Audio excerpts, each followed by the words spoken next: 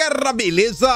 Como é que vocês estão? Meus amigos, o vídeo de hoje começa com um escândalo. Mais uma vez, o lendário ministro Juscelino das Comunicações volta aos holofotes e agora com a história pra lá de cabeluda, que eu acho que coloca mais uma vez o ministro na berlinda. A gente já vai começar comentando sobre isso.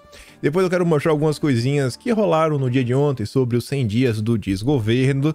Depois temos que falar seriamente sobre a Globo, porque estamos no ponto que as coisas, assim, estão começando a ficar insustentáveis. A Globo tá passando do ponto demais mesmo. E ontem teve um evento que não tem nem a ver com a política nacional, um comentário aí da Globo, que eu fico me questionando, né? Até onde eles estão dispostos a ir para avançar com essa agenda progressista. Depois, vamos falar da turma do MST, arrepiaram no dia de ontem, inclusive as ações que eles fizeram acabaram por dar combustível para a turma que quer emplacar a CPI do MST, vamos falar sobre isso. Quando a gente falar da Globo também, vamos falar de aliados, né, de super ricos. Parece que o governo Dilma está de gestação.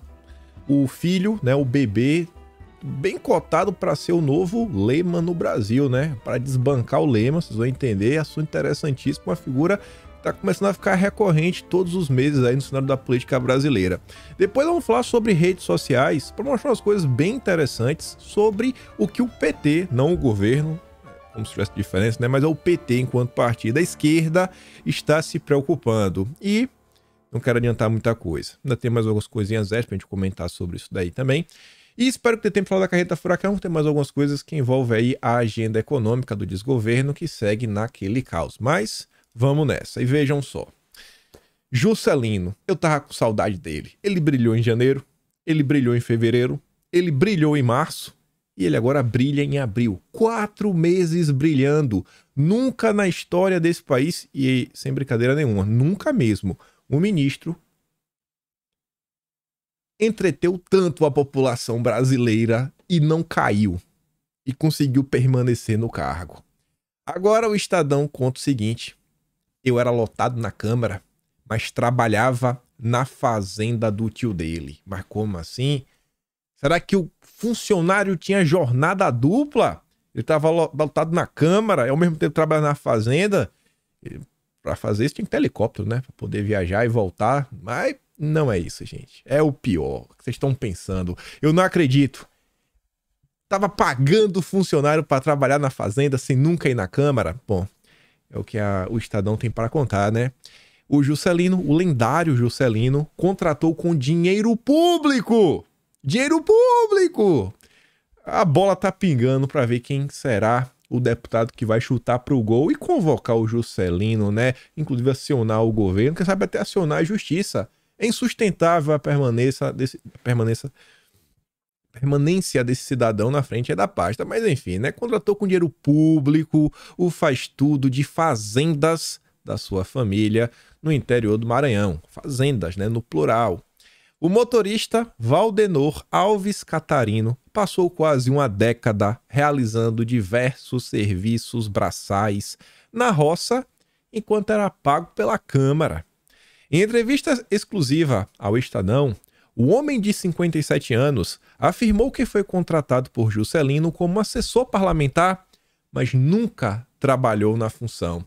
Isso chama como? É peculato, é funcionário fantasma? Como é que chama isso daí mesmo? Eu queria saber como era o nome. Fantasma não é, todo mundo sabe onde ele estava, trabalhando na fazendinha. O local de trabalho era as terras do ex-senador e ex-prefeito de Santa Inês, Robert Bringel, que é tio do Juscelino. Tudo em família. Nos 7 anos que esteve nomeado na Câmara, afirma o Valdenor, uma das únicas vezes que fez algo para Juscelino foi buscá-lo certa vez no aeroporto. O homem sequer se comunicava com o deputado, que no papel era o seu chefe. Se eu for dizer as vezes que eu falei com Juscelino, foi pouco. O salário do motorista era de R$ 2.300, pelo período em que ficou na casa, ganhou R$ 171 mil. O caso de Valdenor se junta a outros revelados pelo Estadão que indicam desvio de verba pública por Juscelino. Hoje comandando uma pasta federal com orçamento de mais de 3 bilhões de reais. Na última semana, o jornal mostrou que o piloto da aeronave e o gerente do Aras, de Juscelino, são pagos até hoje com verba da Câmara. Eles estão lotados no gabinete do suplente do ministro, mas dão expediente mesmo nas propriedades de Juscelino. Sensacional, né, mãe? A Clênio Ribeiro foi contratado em 2016. Hoje ele recebe o dinheiro de vocês, dos impostos de vocês. Aquele imposto bacana que o Lula tá aumentando. Sabe aquela compra da Shine que você fez? Sabe, picanheiro? Aqui, ó. Aqui por onde tá indo. Hoje recebe R$ 7.800 por mês. Lotado na Câmara, ele cuida do Parque Iaras Luana, em Vitorino Freire, e organiza as vaquejadas. Já o Leumas Render Campos Figueiredo, piloto bimotor, o Piper PA 34220T Seneca 5, que Juscelino, em parceria com outro tio, para isso, né, ele recebe R$ 10.200. Agora fale o que for, gente. O Juscelino é um cara porreta, é um cara bacana. É conservador. Daqui a pouco a empresa vai falar que ele é bolsonarista, porque você vê, vira e mexe. É tudo em família. Pô, é o Aras da família. É a estrada que passa pelas fazendas da família. Na cidade em que a família comanda, que o pai era prefeito, que a irmã é a prefeita atual, né? Que o cara trabalha pro tio, que é da família. É sensacional. O cara que coloca a família em primeiro lugar. O problema é que ele faz isso, né? Às tuas custas. Esse Juscelino não é mole não, viu? Após a reportagem, a Casa Legislativa abriu uma apuração sobre a situação do piloto. Bora ver, né? O que é que vai rolar. O tio Juscelino, para quem Valdenor diz ter trabalhado por 7 anos, é o ex-senador e ex-prefeito de Santa Inês, Robert Bringel, que é irmã da mãe do ministro. Hoje, olha que interessante, ele é suplente do senador Everton, aliado de primeira ordem do ministro das Comunicações. Inclusive, tinha lá aquele funcionário que apontava aí, que gerenciava as coisas para Juscelino, que estava lotado inicialmente em no partido, na secretaria, né, do PDT, e depois aí saiu da secretaria do PDT e foi trabalhar pro Everton, né? Engraçado. Engraçado, né? Mais um aqui no Everton. Parceria de longa data. Trata-se de uma figura influente no interior do Maranhão, é dono de ao menos 791 mil em terras, de acordo com a declaração feita ao TSE em 2018. Sua esposa, Maria Vianney Bringel, também é prefeita de Santa Inês. Assim, gente, você pode estar falando, pô, o cara é influente no Maranhão, porque ele tem 792 mil reais em terra, isso é muito dinheiro. Lembrem-se que quando o lendário Juscelino comprou a terra do Aras, com 14 anos de idade, jogador profissional, pagou R$1.000. Tá certo que o pai dele era o prefeito, né? E mesmo assim, não dá para tirar o mérito do ministro. Então você vê, não, área gigante, mais de 760 mil metros quadrados, R$1.000. Faz a conta aí. Com 792 mil, quantos metros quadrados? É metade do Maranhão. O cara comprou metade do Maranhão. Tô brincando, né? Vamos dar risada aqui. Aqui é o caso sério. Valdenor não é, contudo, o único funcionário que esteve lotado no gabinete de Juscelino e que, ao mesmo tempo, trabalhou para a família Bringel. O Estadão apurou que Vanusa Silva Mendes atua como secretária do Bringel. Ela paga as contas e boletos para o político.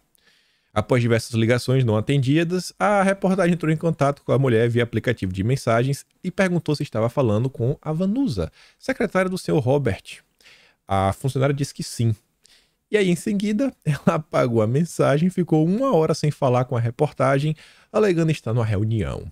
Por fim, ela ignorou o que havia dito anteriormente e informou que não está trabalhando com o tio de Juscelino, não tem como te ajudar. Vanusa foi nomeada no gabinete de Juscelino em fevereiro de 2015, também como secretária parlamentar, ganhando aí R$6.200 aproximadamente, incluindo-se para pagar conta. Pagar a conta ganha R$6.200. É um bom salário, viu? Bom salário. Incluindo, ainda tem auxílio, incluindo os auxílios, a Câmara já desembolsou quase R$1 milhão, né? 802 mil ali. Hoje a mulher está lotada no gabinete do deputado federal, doutor Benjamin de Oliveira, que é o suplente do Juscelino. Ele virou ministro, aí o suplente assumiu, né? Assim como o Leumas e o piloto Clênio. Não, o piloto é o Leumas, né? O Clênio é o gerente do Aras. E aí, procurado, o ministro não respondeu nada. Esse Juscelino dá exemplo com a imprensa fascista, com Com a imprensa golpista, não falaremos. Parabéns, ministro. O Brasil está com o senhor. Abre aspas. Se eu for dizer as vezes que eu falei com o Juscelino foi pouco, né? E aí começa a entrevista com o Valdenor, que eu fiquei meio assustado. Fiquei meio assustado porque se Juscelino ele parar de fazer o L, gente, eu acho que ele pode começar a ser perseguido. E você não entender por quê. Que eu acho que o Valdenor não está sendo bem tratado. Eu acho que o regime que o Valdenor estava trabalhando é meio análogo. Há uma coisa aí meio complicada, né? Que virou notícia na imprensa nos últimos dias. Não vou falar o que é. Começa com S e termina com dão. Aí fala o seguinte, né? Primeira pergunta. Como era o trabalho do senhor para o Juscelino? Aí o Valdenor responde, era assim, eu era lotado na Câmara, eu trabalhava aqui para o tio dele na fazenda. Já explicou tudo. Mas o Estadão, imprensa golpista, fascista, resolveu insistir. E o que o senhor fazia na fazenda? Eu fazia tudo. Trabalhava no caminhão, levava óleo para o trator, instalando estaca na fazenda, fazia de tudo. Quem era o tio do ministro para que o senhor trabalhava? Aí vem o Valdenor, né? O seu Robert Bringel. Ele foi senador na vaga do Everton Rocha, amigo e compadre de Juscelino. Você vê, valorização da família, os compadres em primeiro lugar.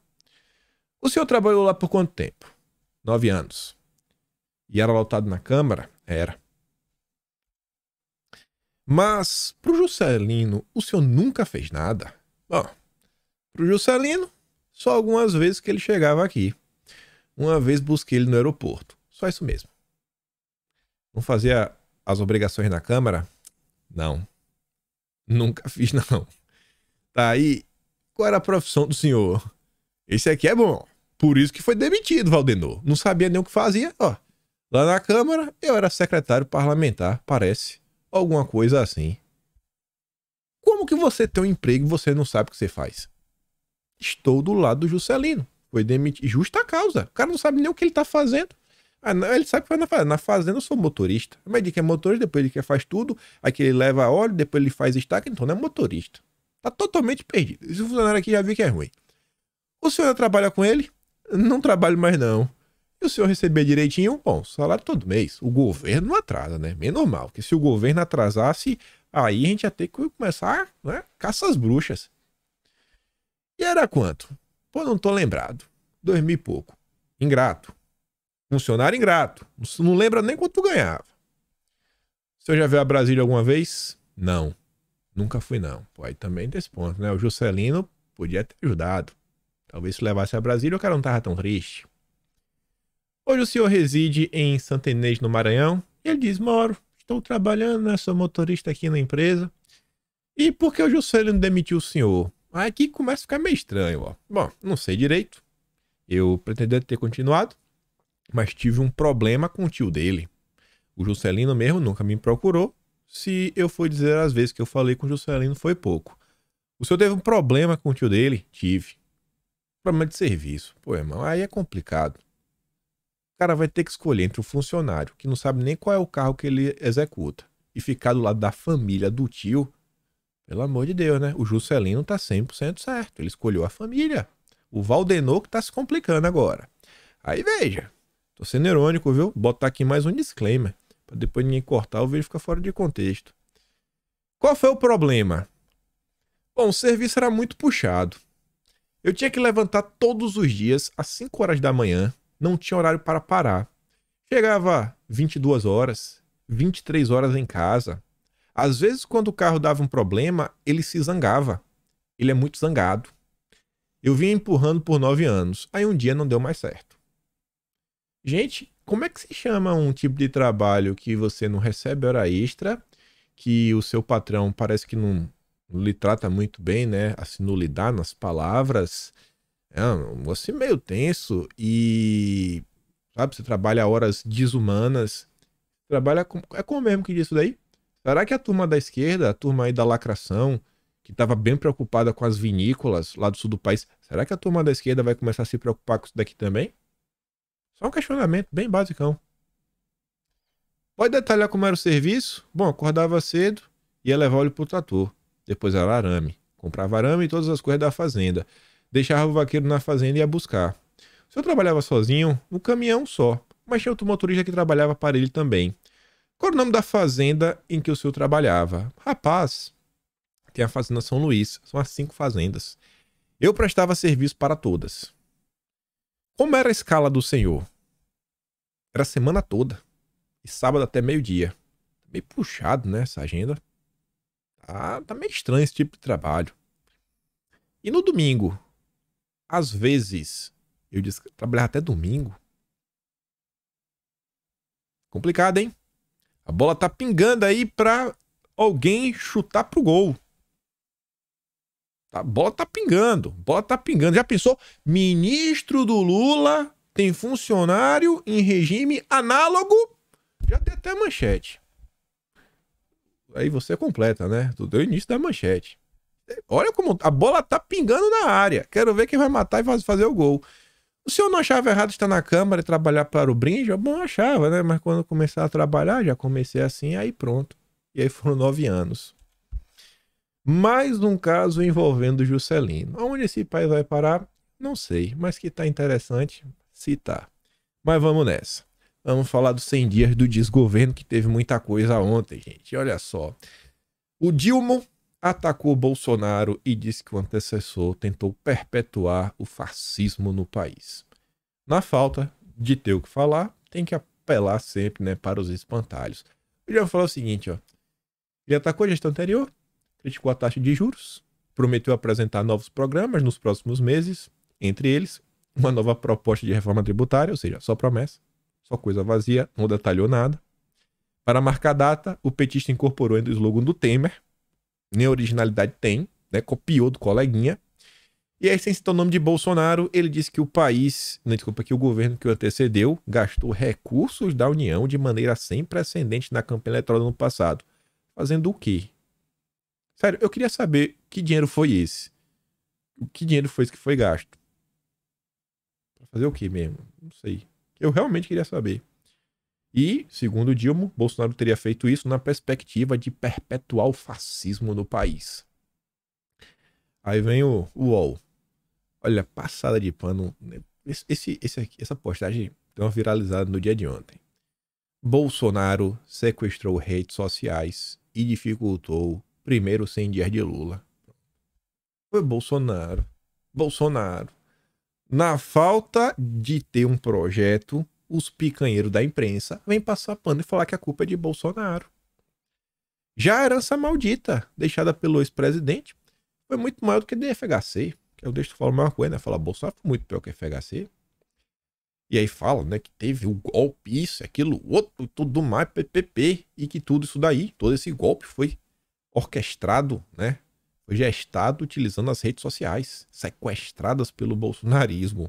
O ex-presidente e seus filhos, especialmente 02, tomaram de assalto a web sem que as forças institucionais da política, tanto de esquerda e de centro democrático, se dessem conta. Perceba que não tem espaço para centro-direita, né? Passou do centro democrático é fascista. É bandido, é criminoso. Tem que ser preso e enjaulado. É assim que é o UOL vê. Passou do centro democrático. O centro democrático é o quê? É a esquerda que toma banho. É o candidato da Globo, é o Boulos, né? O centro democrático é o Boulos. É o que virou a política hoje. Passou do Boulos, é jaula. Tem que botar na cadeia. É como a UOL já tá vendo. Aí avança. O Estadão fez um editorial. E o que eu sempre digo pra vocês, não se enganem com a imprensa. Do mesmo jeito que eu digo, não se enganem com o Sérgio Moro. Essa turma tá toda junta. Qualquer crítica dessa galera não é pra...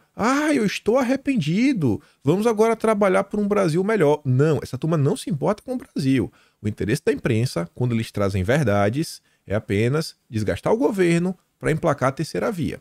Veja só. O Estadão vê com essa lenga-lenga aqui. Um governo envelhecido aos 100 dias. Isso é verdade. Já começou, meu Deus do céu. Tô em dúvida que horas termina, né? Ninguém aguenta mais. O governo chega hoje ao seu 100º dia, como se estivesse em sua reta final. Os sinais de decrepitude precoce estão em toda parte, mas, sobretudo, na aparente incapacidade do presidente dar um rumo à sua incipiente administração. Mas está perdido, está largado.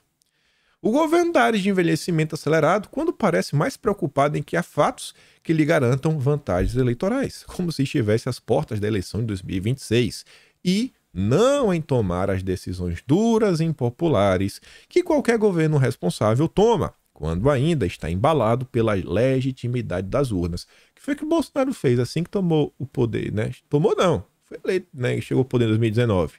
Reforma da Previdência. Totalmente impopular. O que o Dilma está fazendo? Nada. E hoje não diz, ó, devia fazer isso daí o quanto antes, ainda mais diante da perspectiva de enfrentar um Congresso crescentemente hostil, em que a base governista aparenta ser frágil e pouco confiável. Alguns otimistas dirão que Lula, por mais perdido que esteja, ainda faz um governo melhor do que o de Jair Bolsonaro. Mas aí não há vantagem nenhuma. É virtualmente impossível ser pior do que Bolsonaro. Aqui é o primeiro ponto. É o que eu digo para vocês. Não se enganem. Hoje no Brasil não tem nenhum veículo da dita grande imprensa que tem uma preocupação com o país e que vê a direita como um grupo passível de existir. Para eles é jaula para vocês. Sem espaço. Bolsonaro é o responsável pela putrefação moral da política, pela desmoralização da república, pela ruína de áreas cruciais para o país como saúde e educação. Pronto, destruiu tudo. O SUS, antes de Bolsonaro, meu Deus, tinha cirurgia robótica. Se lembra dessa época? Se lembra na época que Obama veio se tratar no Brasil? Porque o SUS do Brasil era melhor que os médicos americanos? Se lembra da época que a rainha ainda estava viva? Ela veio aqui no Brasil se consultar no SUS, que tinha quebrado um braço. Lembra da época que a princesa Diana colocou silicone no Brasil, porque era muito melhor, lá no SUS? Era assim, né? A educação? Meu Deus do céu. Eu lembro da época que o Brasil ganhava o prêmio Nobel. Todo ano era o Brasil disputando, né? Era 2, 3 candidatos do Brasil disputando o prêmio Nobel. A gente via lá, né, os vídeos da época, as crianças, né, na mais tenra idade ali, 12, 11 anos, nas escolinhas aí da escola pública, recitando poemas em latim e em grego. E aí veio o Bolsonaro e destruiu tudo. Rapaz, em 4 anos o cara destruiu tudo. As crianças sabiam falar grego, francês, alemão e latim. Mais ou menos ali, 11, 12 anos. Agora, falando em português. Tudo culpa de Bolsonaro. Tudo culpa de Bolsonaro. Mas era possível ser efetivamente melhor? Se a disposição de construir fosse tão grande quanto desmoralizar o que foi feito no passado recente, os petistas, a começar pelo Dilma, parecem convictos que tudo que foi realizado depois do impeachment da Dilma deve ser desfeito porque é fruto do golpe.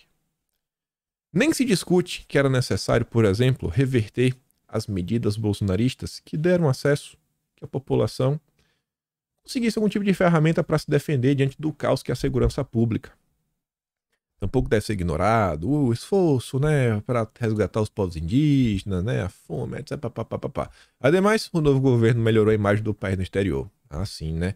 Tipo, quando o Dilma voltou dos Estados Unidos com aquela linda manchete, por exemplo, que o Metrópolis colocou, né? O governo volta decepcionado com as mãos abanando, né? O Biden não entregou nada, não teve nem dinheiro. Essa é a imagem. É um país bem hospitaleiro.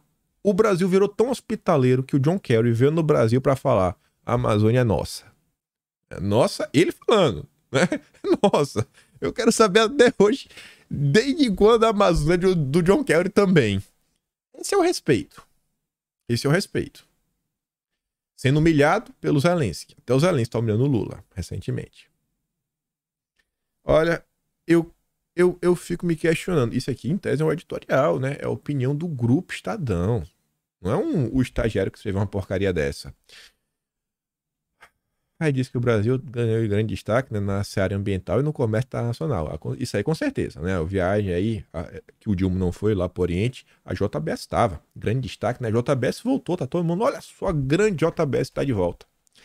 E aí chega numa parte que eu quis trazer esse editorial meio que só por causa desse parágrafo. Mas é o ponto, é o ápice da matéria. E uma coisa que nos últimos dias tá me dando, não posso falar raiva, mas tá me dando uma agonia interna, que eu fico vendo a mesma coisa que eu falei do Juscelino. A bola tá pingando. Só assim, chuta pro gol, Bolsonaro. Vai, Bolsonaro. Já viu aquele desenho que é um memezinho que tem um menino com um gravetinho assim espetando? Vai, meu filho. Se mexe. Vai, Bolsonaro. Fala alguma coisa. Não fica calado sobre isso. Pessoal, qual é o assunto que tá rodando na imprensa nos últimos 7 dias, sem parar? Marco do saneamento. Marco do saneamento. Está desfazendo o marco do saneamento. Nem a imprensa consegue defender a questão do marco do saneamento. Meu Deus do céu. Estão destruindo o marco do saneamento. Destruindo. Essa parada só existe, esse marco, por causa de Bolsonaro. Foi o governo dele. E além do governo dele, o ponto mais alto que a imprensa mais está preocupada, que é o fato do Lula, né, tá flexibilizando algumas coisas que permitam que estatais que não conseguirem entregar nenhum tipo de resultado continuem, né, dominando as áreas. Isso daí, o marco do saneamento só barrou isso daí, só barrou mesmo para abrir espaço para o mercado privado entrar, investir, colocar mais de 70 bilhões, porque Bolsonaro, ele tomou a frente, ele brigou com Alcolumbre, com Tasso Gereissati e ele vetou o artigo 16, que era o jabuti do marco do saneamento.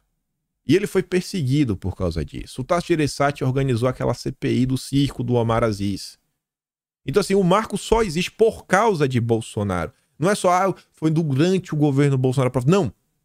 É a participação direta. Foi a caneta de Bolsonaro que tornou o marco do saneamento possível. Aí, veja aqui agora. Você vai entender a maldade do Estadão. Olha como esse parágrafo começa. Mas os retrocessos são igualmente notáveis. Frutos, sobretudo, do empenho dos petistas de fazer terra arrasada dos avanços obtidos na gestão de Michel Temer. Veja só, na gestão de Bolsonaro podemos derrubar tudo. Os problemas é quando Lula começa a desfazer o que o Temer fez. Aí olha o que o Estadão diz agora. Governo Temer, viu? Chamar de golpista pelo Lula. Movido por esse espírito de vingança, Lula avalizou o desmonte do marco do saneamento para favorecer estatais falidas e incompetentes em detrimento do bem-estar dos pobres. Mas peraí. O marco do saneamento é avanço da gestão Michel Temer? Tá de brincadeira comigo? Vocês estão entendendo o que tá acontecendo? Então, assim, a bola tá pingando. Bolsonaro podia estar fazendo gol atrás de gol. Podia estar pegando essa porcaria e falar aí, ó. Sei lá, não sei como é que falar, né? Esses picanheiros aí do Estadão não só estão publicando fake news, mas como eles escondem do Brasil que o marco do saneamento só avançou por minha causa. Ele conta tudo. Conta sobre os vetos. Escancara. Não tem uma única linha. E o pior, assim, não é só Bolsonaro. Os próprios aliados de Bolsonaro critica assim, o marco do saneamento, o que a gente fez, etc, tudo mais. Cadê a galera, bicho? Era assunto pra estar surfando. Esses deputados dando entrevista. Mas vai lá, liga aí pra CNN, liga aí pra, sabe, Jovem Pan, CNN. Fala lá com a Folha de São Paulo, o próprio Estadão, Globo. Vai aí, roda. Vocês não estão rodando sempre. A bola tá pingando, gente. Aí o Estadão tá atribuindo o marco do saneamento Michel Temer. Aí depois continua, não, olha só, avançou sobre as estatais, criado justamente para estancar a corrupção das estatais, grande marca dos governos petistas, mandou parar a reforma do ensino médio, Aí lá pra frente diz, ó, chegou a Petrobras, abandonou as práticas administrativas adotadas justamente para salvar a companhia depois da destruição promovida pelos petistas e detonou o teto de gastos criado no governo Temer. Então, mais uma vez, o governo Temer, porque quem é o Temer? O Temer é a terceira via. Quem é o FHC? O FHC é a terceira via. Qual é o partido político que o Estadão sempre esteve alinhado, é um alinhamento mesmo a um partido político, sempre foi o PSDB. Só pegar a história do jornal. Já conversei, já tive possibilidade de conversar no privado com alguns jornalistas que têm anos de casa no Estadão, então, mas tem alinhamento com o PSDB. Bolsonaro, ele destruiu qualquer chance de existência de terceira via no Brasil, porque todo mundo viu que PSDB e PT era a mesma coisa. Opção à direita mesmo, conservador, se preocupa com a família, com os valores, só tem Bolsonaro. Menos mal que entre uma pirraça e outra, o governo do Lula foi capaz de elaborar uma proposta de regime fiscal, malgrado aos seus problemas, ao menos sinaliza alguma intenção de manter a solvência das contas públicas. É uma porcaria esse arcabouço fiscal, mas é melhor do que nada. O PT conseguiu, isso aqui é estratégia de comunicação. Comentamos ao longo dos últimos, sei lá, 2 meses sobre o telecat do PT. Primeiro saiu uma nota no bastidor falando sobre isso, depois saiu uma nota do próprio Matheus Leitão falando sobre isso, depois saiu uma nota, não lembro se foi no texto dela na Landau, no próprio Estadão, depois saiu mais uma nota, eu esqueci, hoje eu comecei, tô montando a questão do Atlas de março, eu vou separar um tema só para comentar sobre isso. O teatro que o PT faz. Eles brigam entre si para fingir que existe tem alguma oposição, mas não. É para tornar uma coisa ruim boa, porque a opção é muito ruim. Se não for a Haddad, é a Glaze. Então é melhor ficar com a Haddad. Mas, bem ao estilo petista, a maior oposição ao próprio projeto, né, não parte da oposição. E se no PT, exatamente isso. É tudo teatro. Este jornal tem razões de sobra para suspeitar que o ministro da Fazenda talvez não tenha forças para lutar contra opositores, cujo grande poder decorre justamente da pequena distância que o separa dos ouvidos do Dilma. Olha só, coitado do Haddad. Vamos ajudar o Haddad, gente. Aí vem a Folha. Lula destaca temas sociais na internet em 100 dias e engaja menos que Bolsonaro. É mesmo? Quem poderia imaginar? Não tem apoio de ninguém. É assim, entra aqui a pista do Atlas. Entre janeiro e abril, a desaprovação subiu, viu? Tá chegando a 50%. Tá chegando a 50%. Eu acho que tá mais. Porque esses estudos de pesquisa sempre ajudam, né, os picanheiros. Mas ninguém consegue superar a Globo. Olha, na boa. Se um deputado aí quiser uma dica também, né? Porque uma CPI precisa ter um fato.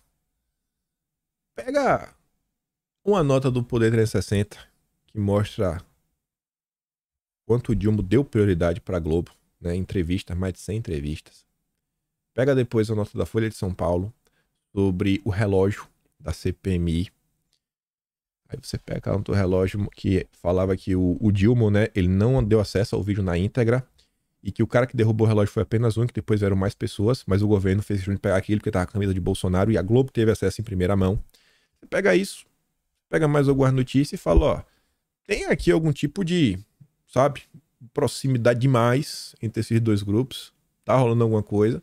E é fato, né, para tentar entender a linha editorial da Globo, se pode ter alguma influência, né, uma ingerência política. Para debater os 100 dias, o que é que a Globo chama? O PT, óbvio, né? O governo. E quem é o contraponto? O cara que não apenas fez o L, é um tucano, é o PSDB. Lá vai a Globo tentar mais uma vez recriar o Teatro das Tesouras. Esse é o Brasil. Esse é o Brasil. A Globo para por aí? Não. Olha, eu não vou te contar esse caso, que eu espero que você tenha visto. A Globo passou pano. O Marcelo Lins, ele minimizou. Ele até fala que, não, meu Deus, é um negócio assim, sabe? Meu Deus do céu. A gente fica meio assim, né? É difícil. Ele se desculpa, mas é um negócio assim que meio que choca, etc. Mas, rapaz, se isso daqui tivesse sido feito por um padre, por um pastor, o Marcelinho ia estar cobrando cadeia. E a Globo tá passando o pano. Isso daqui é um absurdo sem tamanho. Espero que você veja esse caso. Dá uma olhada. Eu não vou dar play aqui no vídeo, não. Mas depois dá uma olhada. Aí, continuando. Só para dar uma notícia feliz, né? Graças a Deus. Globo prepara a demissão em massa em departamento de esportes. A CUN apurou que a emissora carioca prepara um pesado corte de gastos na matriz esportiva e que a explicação é devida à expectativa de mais um ano difícil do ponto de vista financeiro. Aí, continuando. Olha esse daqui. Deputado do PT vira alvo de bolsonaristas após se atrapalhar. Se atrapalhar? Gente, esse cidadão aqui, ele é o coordenador do grupo da reforma tributária. Ele coordena. Ele deveria saber do que se trata a reforma tributária. Ele se demonstrou um total incapaz. Mas pro Globo, os bolsonaristas estão, né? Como é que botou aí? Virar alvo. Alvo. A Globo está defendendo o PT mais uma vez. O coordenador do grupo de trabalho da reforma tributária, o Reginaldo Lopes, viralizou após a entrevista ao canal do YouTube Genial Investimentos na segunda-feira passada. O vídeo de um momento em que Lopes não soube responder uma pergunta veio à tona apenas neste final de semana. O Luiz Carlos pergunta se o que vai ser preservado serão os fundos ou a isenção de dividendos desses fundos, diz a apresentadora, leu a interação de um espectador do programa. Reginaldo Lopes repete a palavra fundos algumas vezes. Fundos. Perdidão. Boa pergunta. Eu acho que sim, tem que avaliar. Não sei te responder, tá? Ele se atrapalhou ou ele demonstrou total falta de conhecimento? Então até a manchete é fake news. Até a manchete é fake news da Globo. Ou o Brasil dá um jeito ou a Globo vai destruir o país. O deslize chamou a atenção da oposição, que vem usando o trecho para atacar a gestão do Dilma. Atacar, já estão atacando. Tudo é ataque. Tudo é ataque, tudo é crítica. Essa é a Globo. Aqui tem um trecho do vídeo, né? Pra você ver. Oh, meu Deus, ele se atrapalhou, viu? Não é falta de capacidade e falta de conhecimento. Ele só se atrapalhou. Vou te falar, viu? Uma pergunta que se segue a ela diz o seguinte: o Luiz Carlos pergunta: o que vai ser preservado, os fundos ou a isenção dos dividendos destes fundos? Os fundos, né? Os fundos serão fundos de investimentos. Aquele FIAGRO, fundos de investimento imobiliário, aquele que da pergunta anterior que eu fiz ao senhor. Não, os fundos vai se manter isenção. Esses fundos são isentos do imposto. Então a pergunta dele é se vai continuar isenção. Vai continuar isento? Sobre esses fundos. Boa pergunta. Acho que sim. Acho que esses fundos os fundos públicos continuarão, né? Agora, esses fundos privados... E são fundos de investimento? Não, acho que eu tenho que avaliar, não sei te responder. Tá. Tem aqui só uma pergunta aqui. Ele se atrapalhou ou mostrou total despreparo? Essa é a Rede Globo. Aí veja, reforma tributária. Para falarmos de mais amigos, mais amigões do PT. IPVA para jatinhos e iates devem entrar na reforma tributária. Beleza. Medida é a forma de tributar mais ricos e ganhar apoio de prefeitos e governadores. Toda vez que fala em aumentar imposto, é muito bacana, né? Falar, os mais ricos, tem muito dinheiro, vamos pegar. Eu espero que o governo saiba muito bem o que está fazendo. Para no final do dia não acontecer como uma notícia abaixo. Ó. Super ricos abandonam a Noruega em massa após aumento de impostos. No final do dia, gente, o super rico é o cara que mais tem ferramentas para continuar sendo super rico. Que mais tem ferramentas para dar um totozinho, dar um olé no sistema tributário e continuar boletando como ninguém. Espero que realmente que o desgoverno saiba o que está fazendo. E aí veja. Tava fazendo o Atlas, né? Eu passando pela Atlas, eu falei, não é possível isso. Minha memória, ela é relativamente boa, né? Vocês já perceberam isso. No final de semana, eu comentei sobre a notícia que envolvia a Cosan e a Vale. Eu coloquei aqui, pra vocês que não lembraram ou não assistiram o vídeo. Eu tava lá montando o Atlas, né, diversas coisas, falando de super ricos. Aí eu me deparei com essa notícia aqui do Metrópole. Eu falei, peraí, que onda é essa? Dono da Cosan corteja apoio de Lula para emplacar presidente da Vale. Dono da Cosan, o novo Lehman, né, amigo do Lula, sinalizou a Lula que gostaria de ver Luiz Guimarães, atual CEO da empresa, à frente da Vale. Quem contou isso é o Guilherme Amado. Picanheiro. Eu vi essa notícia no Atlas. É. Aí no vídeo aí que eu comentei no final de semana, lá pra sexta-feira eu acho. Olha essas duas notícias. CEO da Cosan tem sinal verde para entregar o conselho da Vale. Você vê como é interessante, né? Você acompanhar a história. Você ir catalogando. Bilionário... Campeão do financiamento político, faz doação generosa ao PT. Essa notícia também saiu no mesmo dia. Que falava o seguinte: acostumado a ser generoso em doações a campanhas e partidos políticos, o bilionário do agro, o Rubens Ometo, dono da Cosan, já fez um aporte vultuoso ao caixa do PT neste ano. O empresário injetou R$1 milhão na sigla do Dilma, por meio de 2 transferências, a título de doações para a manutenção do partido. A doação de Ometo dividida em um repasse de R$600 mil em 2 de janeiro e outro de R$400 mil no dia 17 do mesmo mês, só apareceu recentemente na prestação de contas do PT à Justiça Eleitoral. Como mostrou o radar, o Besometo foi o primeiro empresário a ter uma agenda privativa com o Dilma no Palácio do Planalto após a posse do petista. Primeiro cara a ser recebido. E o encontro ocorreu no dia 17. Dia 17 de janeiro. Dia 17 de janeiro teve encontro. Um repasse de R$400 mil no dia 17 de janeiro. Vamos de novo aqui, né? Tem algo que eu não sei. Tem uma coisa na minha cabeça que não tá juntando. O Besometo foi o primeiro empresário a ter uma agenda privativa com Lula. O encontro ocorreu no dia 17 de janeiro, tá? Ele se encontrou com Lula 17 de janeiro. E no parágrafo anterior, o Robson Boni tá falando que o Rubens Ometo fez uma doação, né, um repasse, dois repasses, um de R$600 mil no dia 2 de janeiro e outro no dia 17 de janeiro. E no parágrafo seguinte, ele diz que o Rubens Ometo se encontrou com Lula no dia 17 de janeiro. Eu não tô conseguindo... Tem algo que tá chamando... Eu não tô conseguindo chegar na conclusão. Eu não estou conseguindo. Me ajudem. Se vocês entenderem... Mas não tá vendo assim um negócio meio estranho assim? 17, é o número... Já sei. É o número de Bolsonaro nas eleições de 2018. Aqui é Bolsonaro que está por detrás de tudo isso. Matei a charada. Vai continuando, né? O empresário apresentou ao presidente um plano bilionário de investimentos da Cosan nos setores de energia e infraestrutura. O Ometo também preside os conselhos de administração da Compass Gás e Energia, da Rumo, da Raizen. Rumo e Raizen. Vamos falar dessas duas. Começando pela Raizen.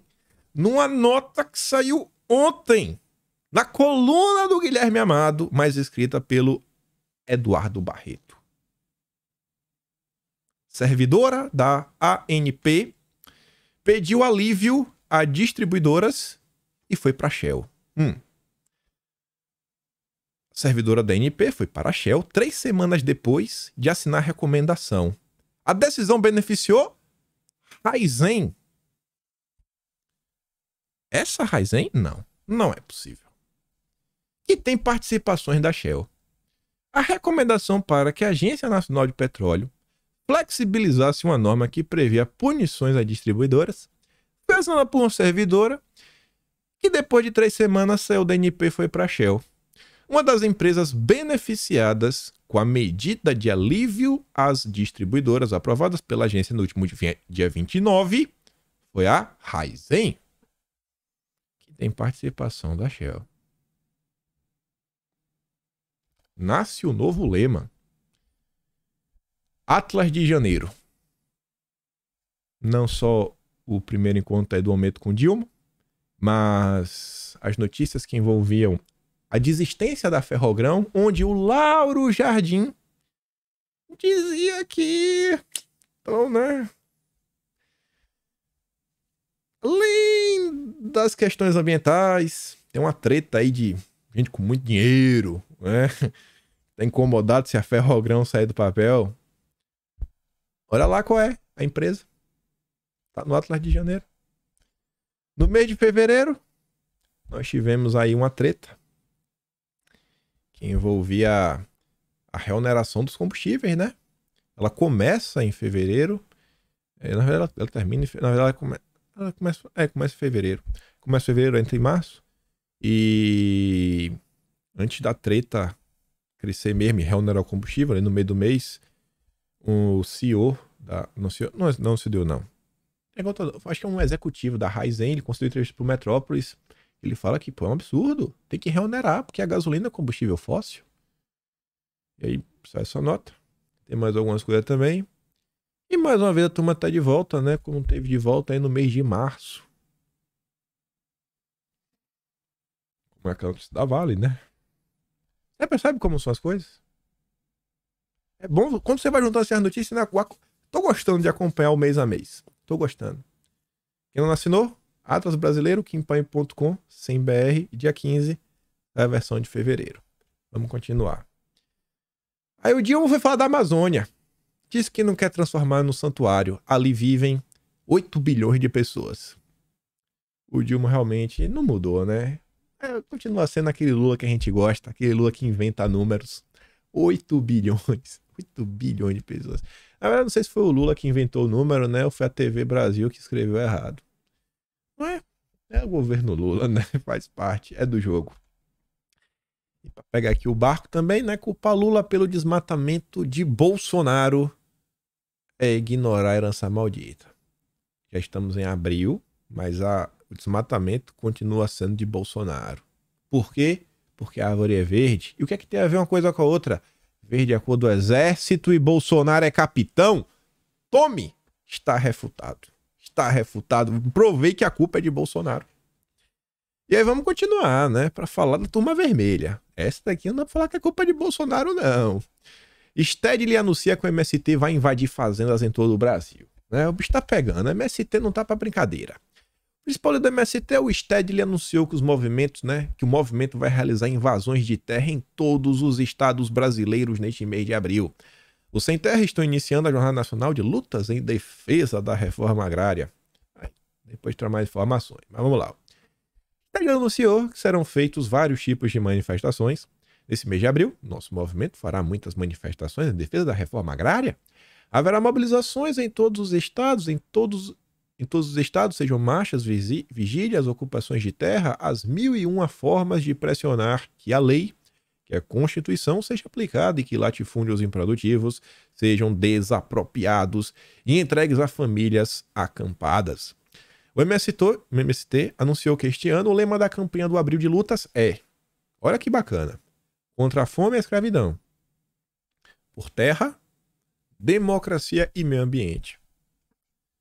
Só faltou falar, né, trocar meio ambiente pro SG para ficar mais moderno, né?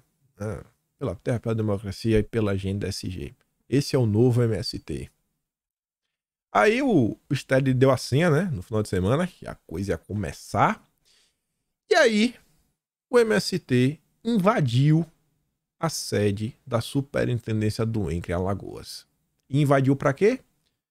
Para cobrar que o INCRA, né, no final do dia o Lula, afaste o superintendente atual, César Lira, que é primo do Lira. Gente, não é muito estranho? Olha só, o MST invade. Aí todo mundo fala, Lula, faça alguma coisa. Lula diz, gente, para eu conseguir pacificar o país, eu vou ter que agradar o MST. Lira, eu vou demitir o teu primo porque eu tenho que agradar o MST pelo bem do país. E mais uma vez, a estratégia da picanha é colocada em jogo. Cerca de 1.500 sem terras invadiram na manhã de hoje a sede do INCRA, né? E além do MST, a invasão teve apoio da Frente Nacional de Lutas, do Movimento de Libertação do Sem Terra, Movimento da Terra, Trabalho e Liberdade e da Comissão Pastoral da Terra. Para o MST, o superintendente atual representa o governo passado. É inaceitável a continuidade de uma gestão bolsonarista. Por nenhum governo entregou tantos títulos de terra como o governo Bolsonaro. Foram mais de 420 mil. Não fala isso, MST. Porque o Dilma mantém por tanto tempo, mais de 100 dias de governo, um superintendente inimigo da reforma agrária com histórico de violência junto a lideranças e comunidades. Questiona a nota divulgada pelos invasores. Perceba as palavras, né? A Veja chama pelo nome, não é a Veja. Hugo Marques, melhor jornalista da Veja, de disparada. Esse cara vale a pena ler tudo que ele escreve. Para mim, ele e o Leonardo Coutinho são duas pessoas que sempre que escrevem uma coisa é interessante. Aí Veja, Hugo Marques, Veja, deixa claro, ó, MST invade, invasores. Aí vem a Globo. Alguma coisa tem que ser feita. A Globo não dá mais. A Globo vai destruir o Brasil. Ou faz alguma coisa, a Globo vai destruir o país. Ó. Trabalhadores rurais ocupam. Não é invasores nem invasão. É trabalhadores rurais ocupam. Bicho, eu não vou nem mais me prolongar. CPI ganha força após o vídeo do Stedley defendendo ocupações no país. A coisa já não estava muito boa, né? Gravado no momento em que invasões da MST já provocaram repercussões no meio político, o vídeo do Stedley deu um novo impulso aos integrantes da bancada ruralista na Câmara, para pressionar o Lira a instalar a CPI das invasões de terra. A escalada nas invasões é um fato muito grave. Foram quase 40 invasões em vários estados em apenas 3 meses. Isso era um problema superado. Por que voltou? Quem financia? Quem se beneficia? Quem estimula? Quem se omite? A CPI do MST vai investigar, diz o deputado Zucco. Os ruralistas farão uma reunião nesta terça para discutir a abertura da CPI. Veja o vídeo do Sted. Não vou dar play no vídeo, tá lá na Veja. E aí, o MST deveria ser um problema, né? Na verdade, o MST, as invasões de terra que o governo deveria se preocupar. Mas não. Preocupações da esquerda no Brasil nunca serão o MST. Até porque o MST é aliado da esquerda. Quais são as preocupações? E aqui veja que interessante. Aqui é o PT, o Partido dos Trabalhadores, vai fazer um monitoramento de redes de extrema-direita. O tema será abordado em Seminário Nacional do Partido nesta semana em Brasília. Olha só. O PT colocou como um de seus objetivos estratégicos para o ano fazer o acampamento permanente das redes sociais da extrema-direita no Brasil e no mundo. Querem observar... Esquece o termo, né? Vou botar um termo para ficar mais fácil vocês entenderem. Conservadores. O PT quer acompanhar permanentemente a atuação dos conservadores nas redes sociais. O tema será abordado em um Seminário Nacional de Comunicação, que o partido faz nas próximas quinta, dia 13 e sexta-feira, dia 14, em Brasília. Especialistas no monitoramento desses grupos, os pesquisadores Fernanda Sarques e Marcos Nogueira, falarão sobre o funcionamento das redes transnacionais e sua relação com o Brasil na política de formação de fake news. Sarques é mestre em comunicação e Nogueira é sociólogo. No ano passado, ambos fizeram um mapeamento das redes de direita, sobretudo em Portugal, mas também em países como Espanha, Itália e Estados Unidos. Acabaram prestando serviços para a campanha do Dilma, né? O PT analisa contratá-los agora para uma espécie de consultoria sobre o tema. E veja, não basta mais monitorar essas redes. Hoje, qualquer programa faz isso. A questão é fazer análise dos dados, estudar os comportamentos, ver o histórico, ter algo mais profundo. Diz o secretário de comunicação do partido, Gilmar Tato. O seminário também discutirá maneiras de integrar a comunicação entre todos os níveis do partido e o governo federal, além de apresentar uma pesquisa feita pelo Vox Populi sobre a imagem do PT. E aqui tem um ponto que mostra que a esquerda fez a autocrítica e a esquerda entendeu. A imprensa, grande parte dela, né, e a maior parte do Brasil, todo mundo fala quase todo, a turma fica muito presa às vezes em alguns gráficos de engajamento, quantidade de curtidas, quantidade de like, isso, aquilo, outro, etc. Tudo. Mas, meu Deus! Gente, isso não quer dizer muita coisa. Monitorar essas redes, né, qualquer programa faz. O negócio é análise do que realmente está se passando. Calma, guarda isso. Olha essa outra notícia. Aí temos duas opções. Ou a esquerda entende de comunicação, como ela vem provando desde a era lá, né, da KGB, da União Soviética e tudo mais, ou a esquerda não sabe nada de comunicação. Eu acho que a primeira opção faz mais sentido.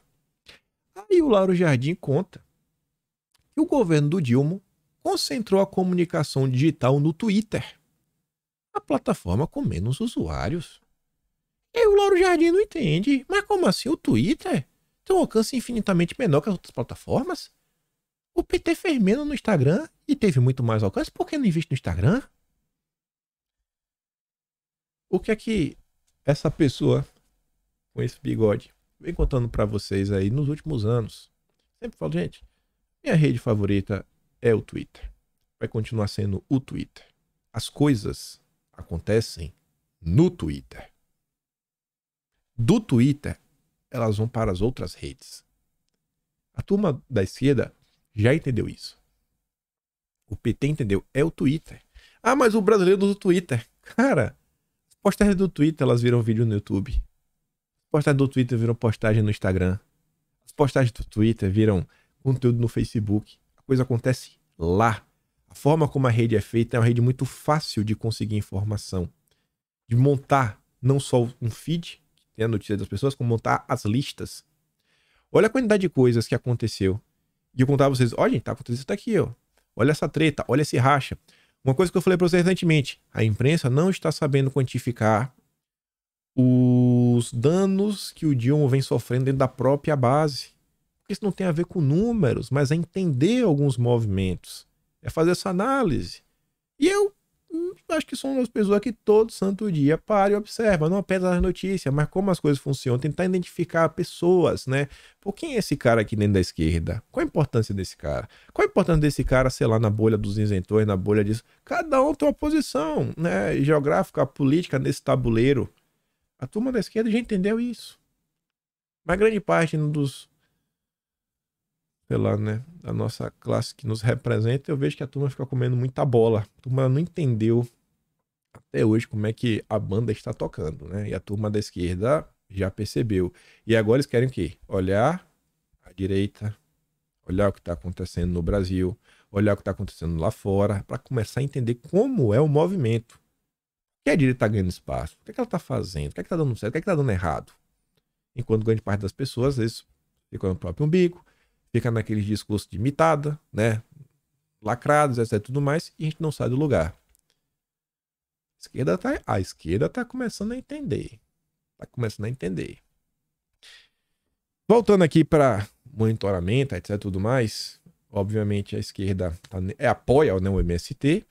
E aí o Janones vai falar agora que tem 16 evidências para comprovar que o bolsonarismo traz consigo características do chamado neo-NZ. Estou recolhendo assinaturas para criar a frente parlamentar antifascista para derrubar o tema. Debater o tema. Os deputados que não tiverem medo de debater o assunto assinarão. Você vê como são as coisas, né? Querem criminalizar a existência de vocês a todo custo. Isso é o direito nosso, né? Todos nós. Ainda falando sobre comunicação, para chegando aqui no encerramento do vídeo, duas notícias em sequência. Primeira delas. Jovem Pan contrata Dora Kramer. Vinha fazendo o L com força nos últimos dias aí, né? Nos últimos meses. Vem agora o espaço ao sol na Jovem Pan. Dora faz o L com força, mas ela é mais terceira via do que Lula, né? Mas entre Lula e Bolsonaro ela é Lula. E na segunda-feira, o Direto ao Ponto não só contou com a presença da Raquel Sherazade, dispensa apresentações, né? O Evandro Cini, que era da CNN, agora tá na Jovem Pan, e Marco Vignoli, basicamente, né, o agente secreto do João Dória. Agente secreto não, né? Todo mundo sabe que é o Vignoli. O cara que Dória colocou lá inicialmente lá para gerenciar o PSDB em São Paulo, controlando com um punho de ferro. Uma das primeiras coisas que chamou a atenção do Marco Vignoli foi quando ele compartilhou o texto do Dória sobre a nova Rota da Seda. Isso ainda em 2019? Não, 2020. Logo no início. Virou dossiê na época. Então, a turma tá se movimentando. Tá se movimentando. E eu quero trazer essas duas notícias para mostrar uma coisa. Ano passado, assim como também 2021, eu falava pra galera, gente, tem que tirar um pouco o pé do acelerador. Aí a turma falava, você é um covarde. Não podemos nos dobrar. Temos que fazer alguma coisa. Eu falava, pô, pessoal, eu acho que sim, temos que fazer alguma coisa. Mas não é só fazer por fazer. Para fazer alguma coisa tem que estar vivo. E do jeito que a esquerda está fazendo autocrítica, eu ainda acho que falta a direita olhar para o próprio umbigo e pensar, cara, o que foi que a gente fez? Olha os resultados reais, pessoal. Agora que está em abril, que já passou a mágoa, já passou grande parte da raiva, e a realidade bateu na porta. Valeu a pena? Teve muita gente que ganhou muito like, muita curtida com as super fontes que tinha. Não, porque eu tenho um conhecido fulano cicano, etc. lá no quartel. Sempre falava, pessoal, eu não sei de nada, não tenho nenhuma fonte. Tô observando aqui igual a vocês. Vamos ver o que vai rolar. Teve gente que comentava assim, você não está falando do que é importante.